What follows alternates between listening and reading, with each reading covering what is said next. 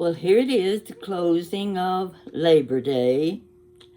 A lot of people are probably still driving home in the dark. Others are already home, and I've been home all day. So while they're having picnics and enjoying family and friends, I've been doing laundry. I don't mind that though. I've had the whole laundry room to myself. There were 6 washers and 8 dryers. I could just stay down there all day long, do laundry, but no, I didn't build up that much dirty clothes. But I was behind, I'll have to tell you that. Now let's go on with what we started with last night. The mountain life and work of a mountain mother. Now we reached the point where she had been making coverlets using her big loom and was willing to teach anyone who came to learn, and she allowed her draft to be copied by anyone. She made a very large collection of drafts. Now, we're back where we left off. I have to be careful. I find myself letting my page get in front of me, and I don't want to do that. So you remind me, get the paper out of the way. Okay, during this time of collecting drafts for coverlets, Ibby had taken subscriptions for a farm magazine. She wanted the farmers to learn how their farm could be improved, and she wanted the encyclopedia, which was offered as a premium for a certain number of subscriptions. When the red-backed volumes arrived, she read them. She reveled in them. In the spring of 1900, she and another mother in the community decided to ride horseback to Berea to visit her children. Her boy was sick, and she must see him. This was the first trip which she had made away from the mountains. It was her first trip into a town larger than the county seat. She visited her children, spending several days with her son in the hospital. She sold her first coverlets, the head nurse buying 3 of one at one time. Provided with money, she yielded to desire and took her first train ride. Imagine that. Well, I hadn't had a train ride till after I was married. Okay. She took first train ride to visit a sister-in-law. It was a great experience. The following year, at commencement time, she made another trip to Berea, taking coverlets and blankets to sell. Coverlets improved in workmanship and finish, for she was learning the art. That summer, Mrs. Frost, wife of the president of the college, accompanied by a woman who was starting the fireside industries for the institution, visited the Ambrose home. This worker needed to know how the dyeing was done, and she needed a great many drafts of patterns. For several days she stayed and asked questions. Mrs. Ambrose showed her all she could and gave her copies of all the drafts she had. When they said goodbye, Mrs. Frost urged their hostess to make the president's house her home the next time she came to Berea. Imagine that. The next commencement found her again in the college town. Mrs. Frost entertained her as a guest, along with the donors and trustees, for that was before Boone Tavern was built, and the president had to entertain visitors and guests of the college in his own home. She trembled a little as she was seated at the breakfast beside a banker trustee of the institution, but her fear gradually left as she realized she could enter intelligently into conversation, that her reading and thinking and living basically given her an education. This is kind of blacked out, so I'm having to figure it out.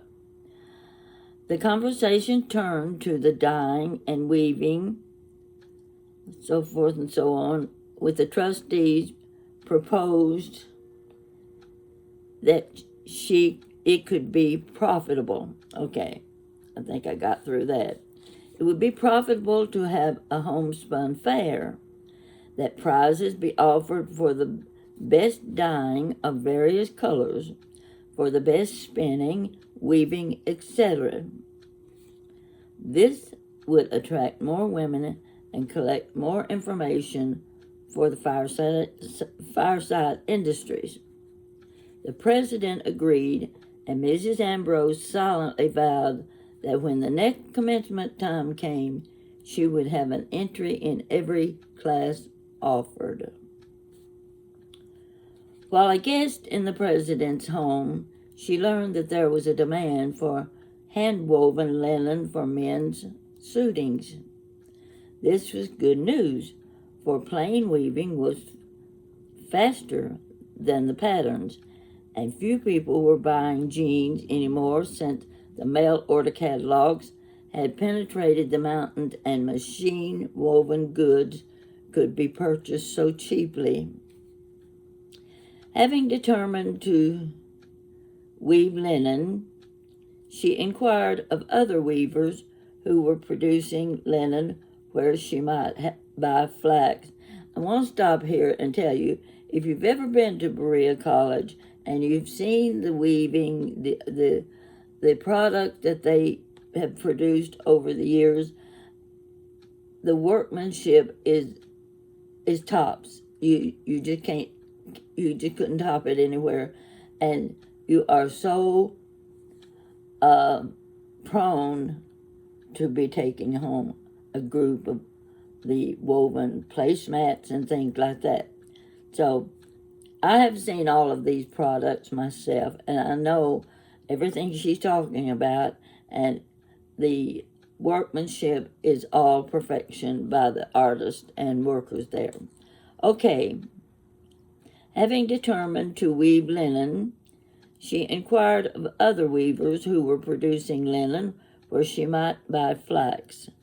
The professional secret idea had crept into the industry, and nobody would tell her.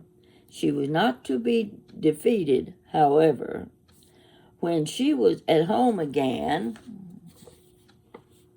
she went to her encyclopedia, and there under flax found the name of a firm in Scotland that sold it. Now imagine that. She's here in Kentucky. She wrote to Scotland, and from them received a letter giving the address of an American firm from whom she could buy the desired material. Flax came, beautiful silky golden flax. The little wheel began to hum its steady, monotonous tune, and the flax became linen thread. The loom soon produced men's white linen suiting. Now, I can remember working with a lady. She was a Southern girl, and boy, did she sound Southern. And she was very particular about her dress wear. And the one thing that she was very careful about were her Irish linen suits. I had never owned an Irish linen suit. I didn't realize that was just the same as, fell into the same bracket as pure silk. I'd never owned anything pure silk either. So, anyway, I just wanted to point that out, how valuable anything made from linen was to the people. The fair prizes, this is the fair that they were going to have. The fair prizes were not forgotten. The dye pot with its odor was ever present. Apple tree bark, hickory bark, walnut hulls, sumac berries, indigo, madder, I don't know what that means, samples were dyed of each. Many samples were dyed, and the best selected. The dyeing instructions were carefully written and on cards and pinned to the samples. Coverlets, white bedspreads of the honeycomb pattern, and other articles for which prizes were to be offered were woven carefully, every thread put through with an eye to perfection. Now, this may be a little boring to some of you, but if you've ever watched anyone working with the looms, making all of these placemats, rugs, I've got some rugs. I had about eight hand-woven rugs at one time, and gave most of them away, and I only have one left now. But that is something that once you have it, you treasure it.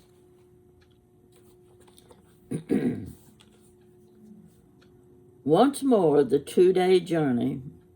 This time she was the guest of a daughter who had married and was living in Berea while her husband continued his education. The entries were made in the fair, one article for each prize offered. This time it was Mrs. Ambrose, the artist of the loom, who awaited the decision of the judges. Her joy was complete when the doors were opened and she found every exhibit bearing her name decorated with a blue ribbon. Imagine that. Every first prize offered was hers. $65 in prize money made the effort financially worthwhile. Besides this, she sold all the coverlets, blankets, and linen she had bought. $92 was in her purse as she returned to her home. I can't imagine how she must have felt, especially in that era when she had to walk for miles just to get to Berea. These visits to Berea led to a desire to live closer to the great school. Why not sell the mountain farm and move there?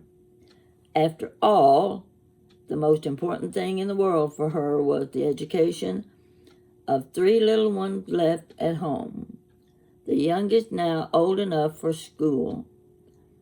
During the winter of 1904 and 5, the important subject of discussion was to move or not to move. The 2 years preceding, she had suffered from rheumatism, so that she could walk only with the aid of crutches. Think about this, folks. Her body was drawn, her fingers knotted and stiff. Her condition was perhaps the deciding factor in persuading the father to move. He hoped that away from the fog and dampness of the river and in a place where there would be less work to do, she could regain her health. The next August, with 3 loaded wagons and with the family cow in the procession, the men made the hard 3-day journey. On account of her rheumatism, the little mother with her children made the trip by train after a 13-mile ride in the jolt wagon. Her body might have complained, but her spirit, unmindful of the jolts, was moving toward the realization of one of the dreams of a lifetime. As you see, my glasses need changing. This is light print. In Berea, she soon found that children must have better clothes and shoes and books. These called for money, more money than father could supply. Again she set up her dye pot and her loom, but her strength was unequal to the task. So she kept boarders, thus turning into cash the produce of her garden, poultry and other things. The surplus produce was sold and everybody worked. Soon the children were big enough to get work. After they were 11 or 12, they were able to earn all their school expenses. This brought a period of more leisure for the mother, more time to read and attend lectures. She took magazines and papers and she kept posted on matters of public interest. She visited with members of the faculty and made friends with them as well as with her neighbors.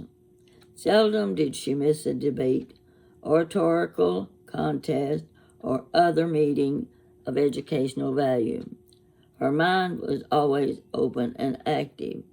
Now think back how this lady life began. She didn't know how to read. She couldn't go to school. Everything she learned, she fought all the way to get this education, as well as give an education to her children. Now, in 1916, the father and mother moved to Colorado to pioneer again. They entered a claim of land near where two of their children had staked out claims, and in a rather comfortable two-room shack, they homesteaded it. She had taken her loom along, but a prolonged illness prevented her using it. The next year, the youngest son went west for a summer's work and to bring his mother home. They left the father to complete the homesteading and prove up the claim. The severe winter of 1917 brought more illness, but she never complained. Wait a minute, got to turn the page. We've got one more page to go. Under the suffering or disappointment, not even when sickness prevented her ambitious spirit from hearing her son participate in the important debate of the college year. In these later years, her ambitions were all for her children. Their successes constituted the reward for her sacrifice. Imagine having a mother like that. At last, she saw her youngest son deliver his commencement oration and receive his diploma, and her heart was full of pride, especially when she learned that he had been retained as an instructor in the college. She might have said, "Lord, let thy servant now depart," for she had seen the fulfillment of her lifelong dreams. She was spared, however, her 7 years of further realization of the fruits of a useful life. They were years of suffering, but in them her soul showed its perfection. In January 1922, she suffered a stroke of paralysis. She had never stopped work.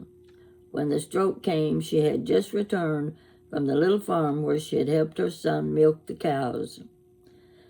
For some weeks, her life hung in the balance, but finally she began to improve. In a few months, she was herself again, except that she could not walk or use her left arm. Leaning on her son, she learned to walk again. She enjoyed auto rides, radio programs, church services, and other things once more. In the summer of 1924, she made her last trip back to the mountain home where her children had been born. She was hauled over roads so bad that it took 4 mules to draw the wagon. Bed springs and feather beds served as shock absorbers, and a careful driver eased the wagon over rocks and out of mud holes. For 3 months, she visited her children and grandchildren and told stories and sang songs to her great-grandchildren. Old neighbors came to talk over old times. Throat gets a little dry. One reward of this trip was the visit in the home of one of her daughters.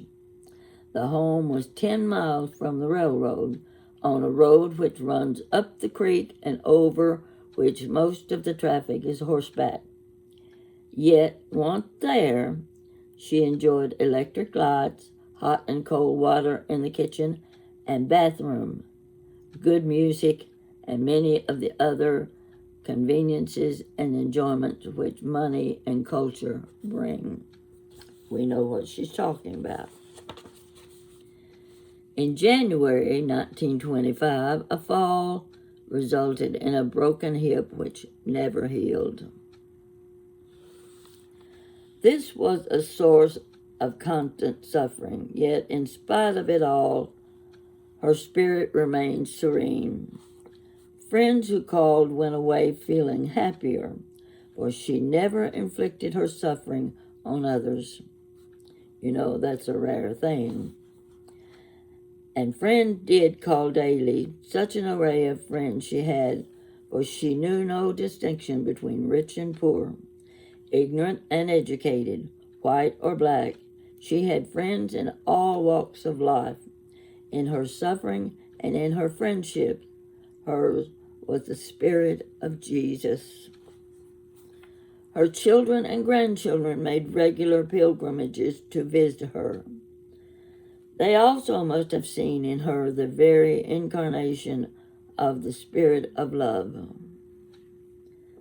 On December 19th, 1927, her pioneering spirit went out into the great beyond. Though her family and her friends felt the loss of her companionship, they could smile through their tears with the realization that she graduated from the school of experience well qualified for the life into which she entered. Even if her successes were not of the kind that are published to the world, she must be accounted victorious. In youth or in age, the heaviest burden could not crush her spirit.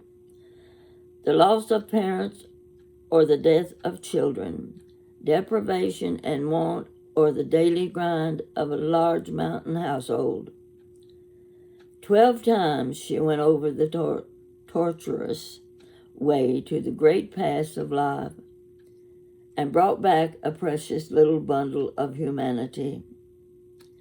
Denied formal schooling herself, she saw 7 children and 7 grandchildren become teachers, 2 of them doing graduate work in a university.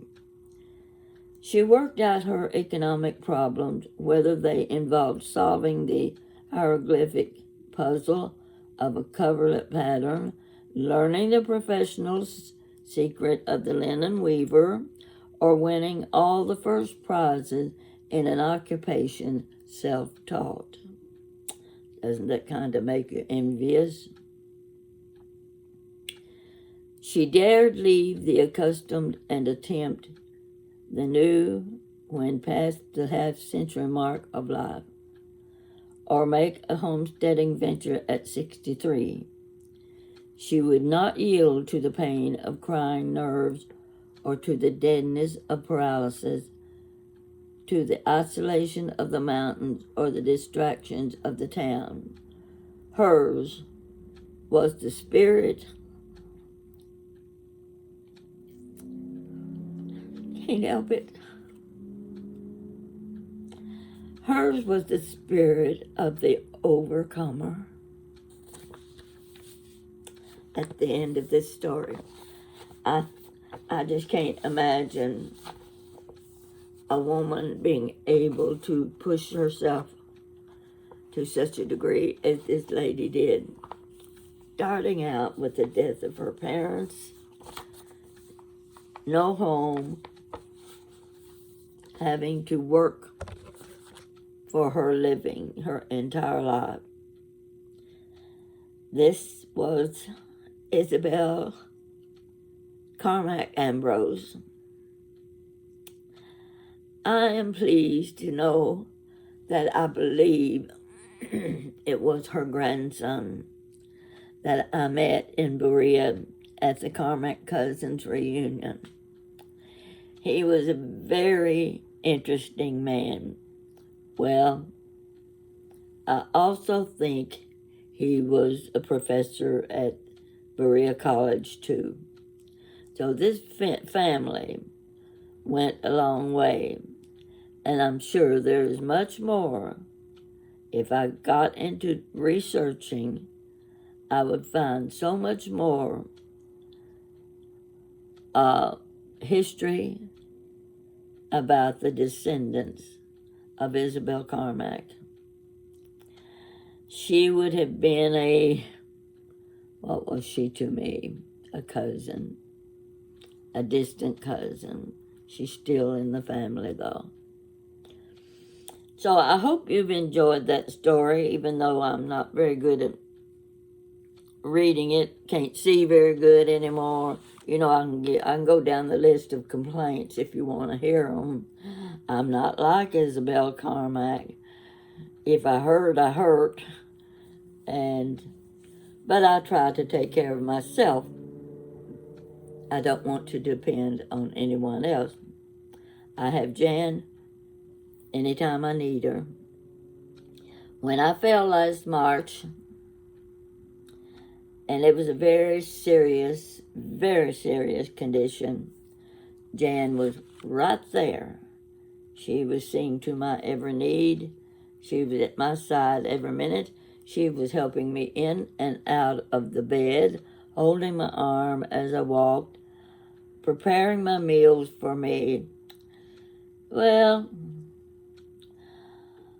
I could name a few more things, but that ought to cover it enough to let you know that I have the interest of my daughter. So I'm not worried as long as she's around. And I am 88 years old now. So I have to be careful. I try to be careful. And the main thing I worry about these days is what I can remember.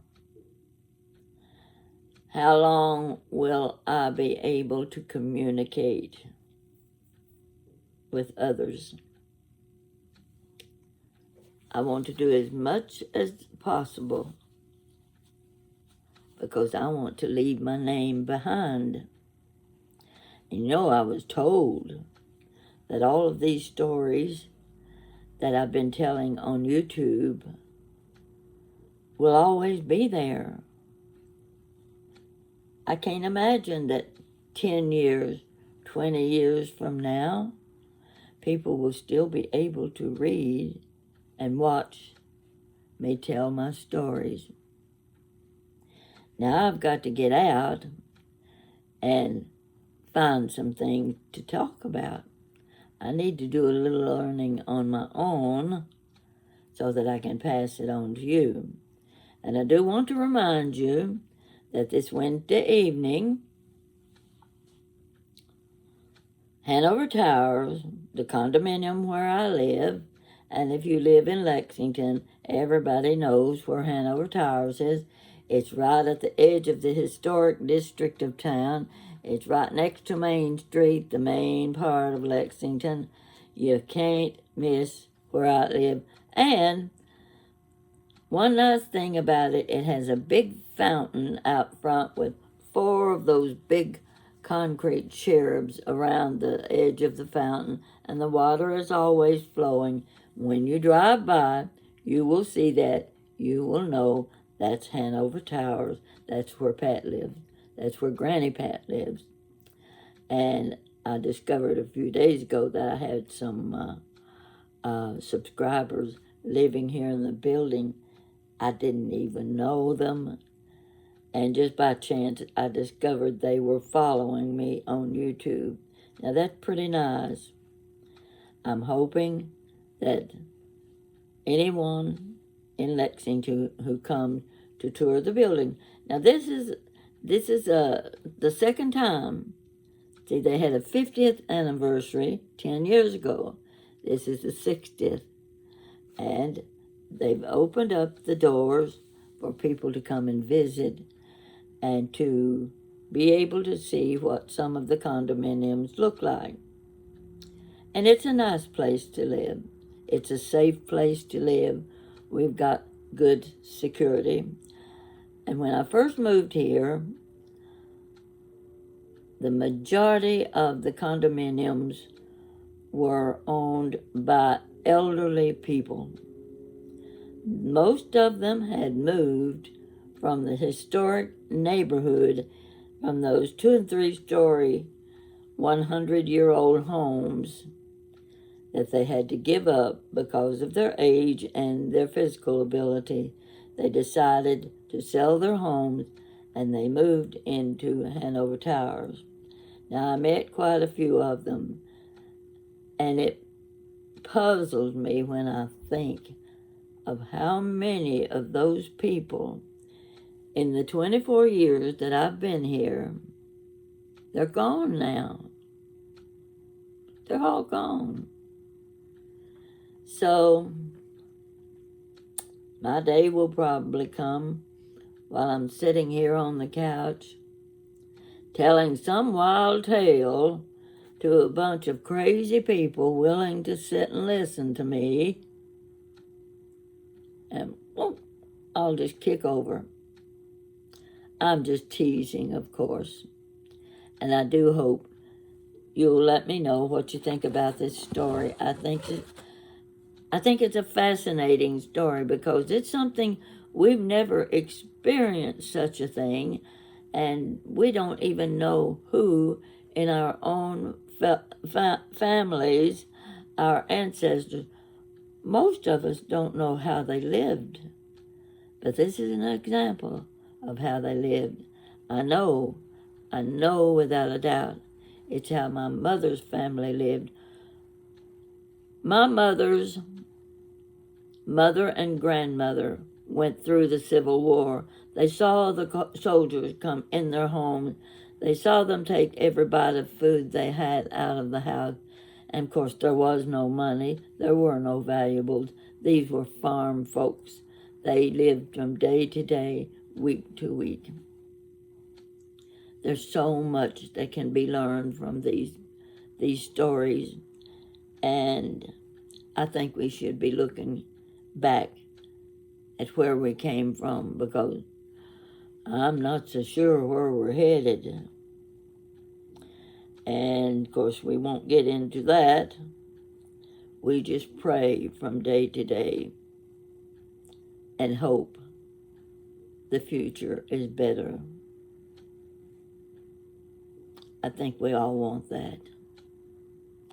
So thank you for watching this and listening. I'm not a good reader. The print is getting harder for me to read, and I'll tell you this, I'm working up to making an appointment to get my eyes examined, because I feel sure there's going to be the cataract removal, and that's what us old folks do. So just bear with us. and keep coming back and listening to and watch Billy Jean in his kitchen. He's one of the best cooks I've seen. He cooks things that you want to eat. It's the kind of thing you want to sit down at the dinner table and have for supper. It's the kind of lunch you want to eat. And they're made with the kind of vegetables and meats and products that you've got on hand in your own kitchen. So, if you haven't subscribed to Just Me, Billy Jean, do so. You will enjoy all of his cooking shows. So thank you for being with me tonight, and I'm waiting to hear good results from what you think. Thank you. Bye-bye.